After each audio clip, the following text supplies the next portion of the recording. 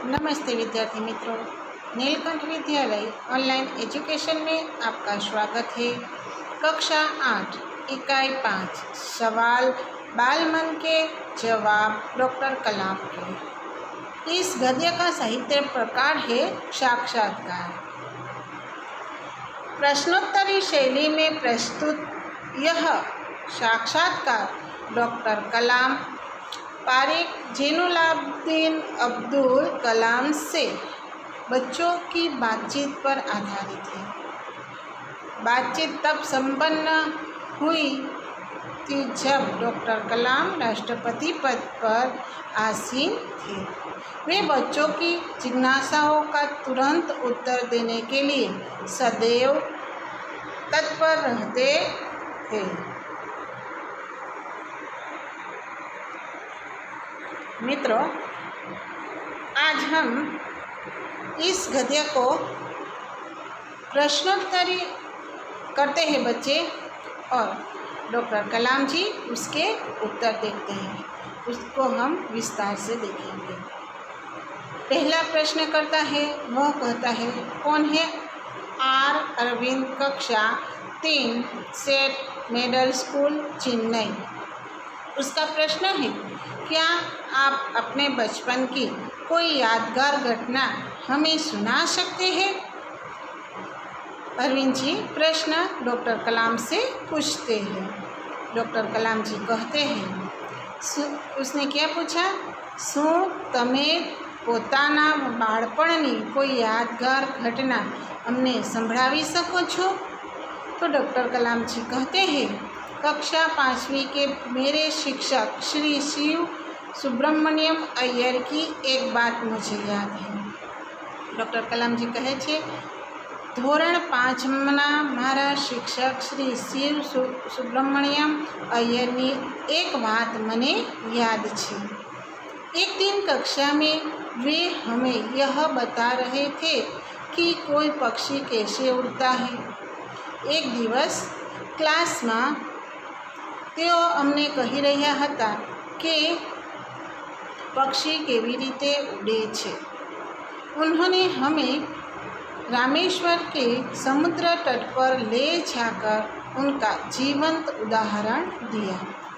तेमणे अमने बधाए ने रामेश्वरना समुद्र तट એટલે समुद्र किनारे अमने लई गया अने एनु जीवतु जागतु उदाहरण आप्યું।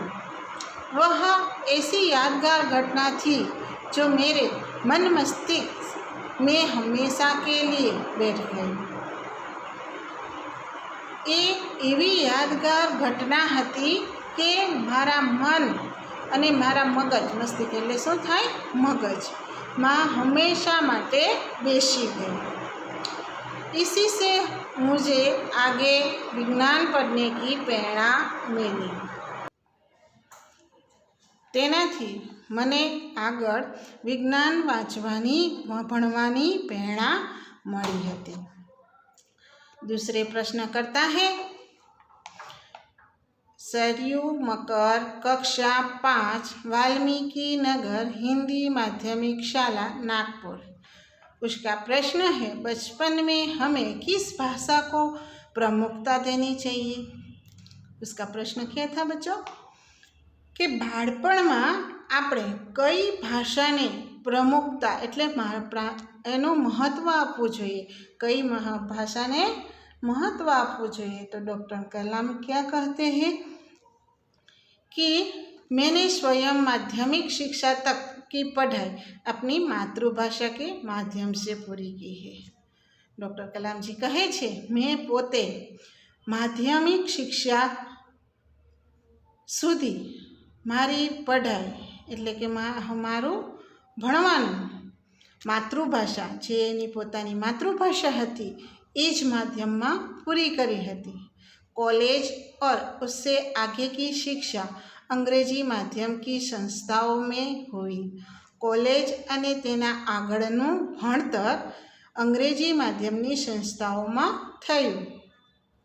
मेरा मानना है कि हम कॉलेज में भी माध्यम के रूप में मातृभाषा का चुनाव कर सकते हैं। મારું માનવું છે કે આપણે કોલેજમાં પણ માધ્યમ के रूप में કોલેજના માધ્યમના રૂપમાં પણ આપણે પોતાની માતૃભાષાને જ महत्व આપવું જોઈએ क्योंकि युवा अपनी मातृभाषा में ही सोचता है કેમ કે યુવાન પોતે માતૃભાષામાં જ વિચારે છે उसी में अपनी बात सहजता से कहने में सक्षम होता है તેમાં જ તે પોતાની વાત સરળતાથી કહેવામાં સક્ષમ હોય છે पर इसमें कोई भी दो राय नहीं कि वैश्विक स्तर पर संपर्क के लिए हमें अंग्रेजी जैसी एक संपर्क भाषा भी नितांत आवश्यकता है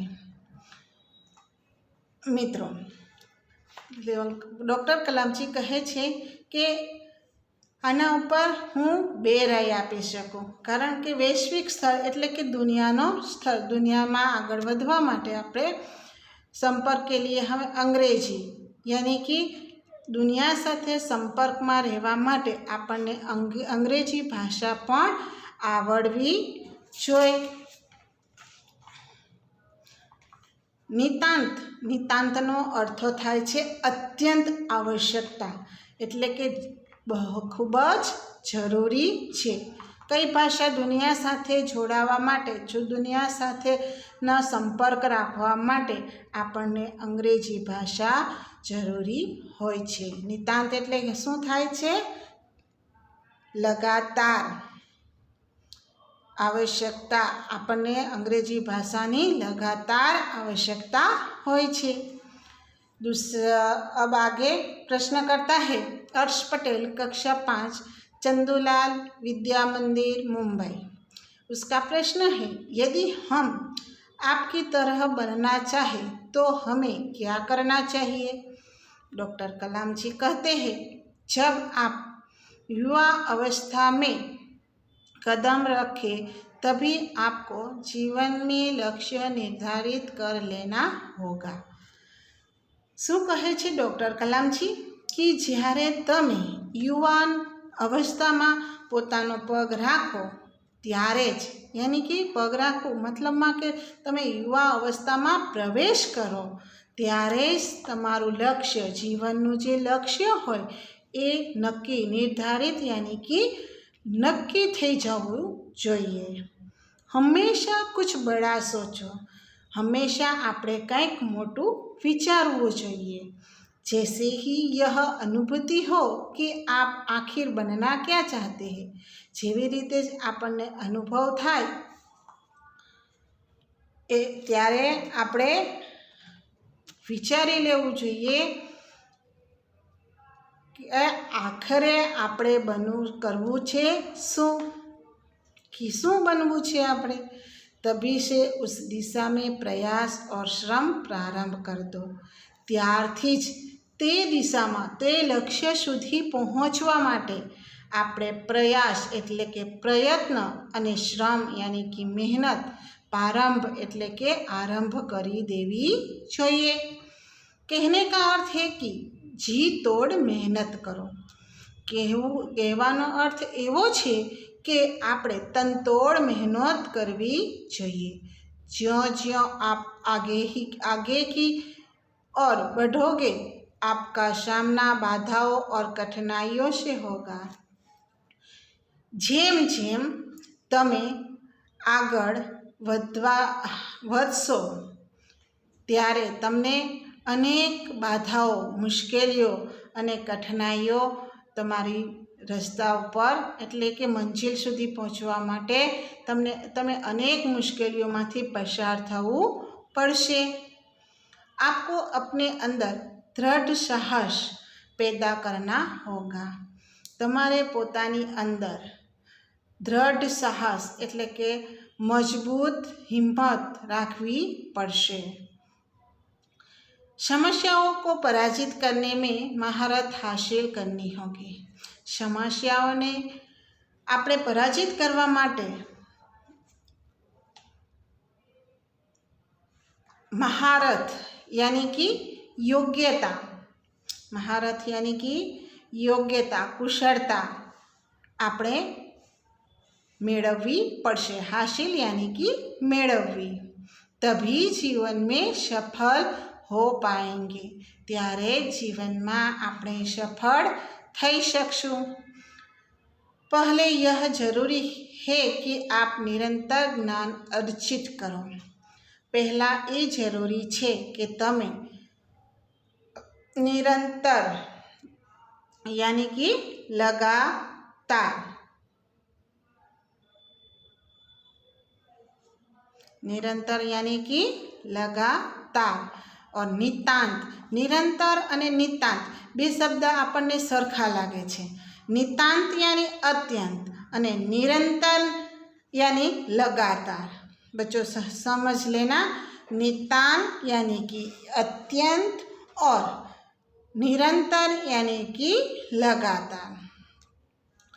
જ્ઞાન અર્ચિત કરો એટલે કે હંમેશા આ પહેલાં એ જરૂરી છે કે આપણે લગાતાર જ્ઞાન અર્જિત એટલે કે મેળવવું, ભેગું કરવું. આપણે જ્ઞાન મેળવવું જોઈએ. आगे का प्रश्न करता है चिराग जैन, कक्षा 7, बॉम्बे क्रेविस, अंधेरी, पश्चिम मुंबई.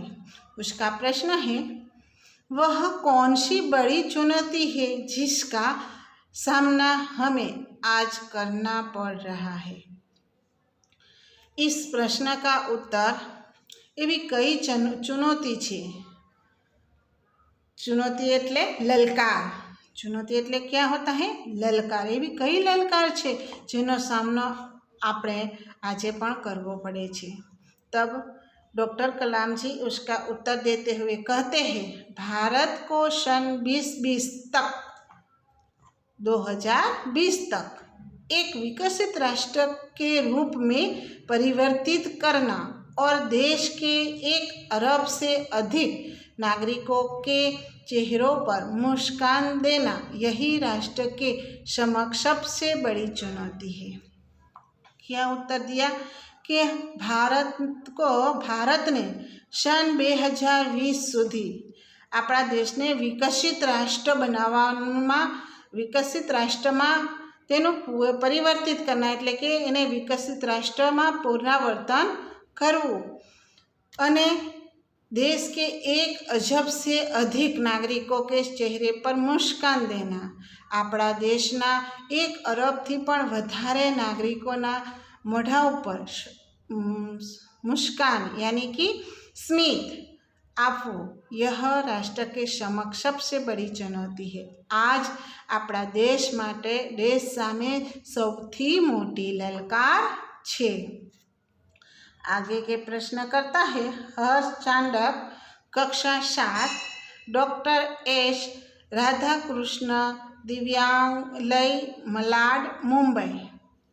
उसका प्रश्न है आपकी दृष्टि में साहस की परिभाषा क्या है. तमारी दृष्टि में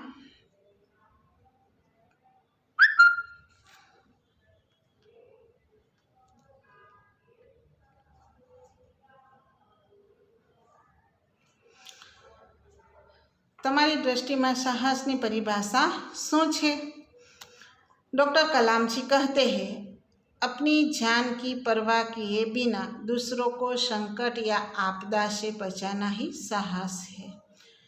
डॉक्टर कलाम जी उत्तर देते हुए कहते हैं પોતાની જાનની પરવા એટલે પોતાના જાનની પણ આપણે વિચાર્યા વગર બીજાને સંકટ અથવા મુસીબતમાંથી बचाओ एज मोटी हिम्मत छे. मित्रों, आज के वीडियो के लिए इतना ही. अब आगे के हम दूसरे वीडियो में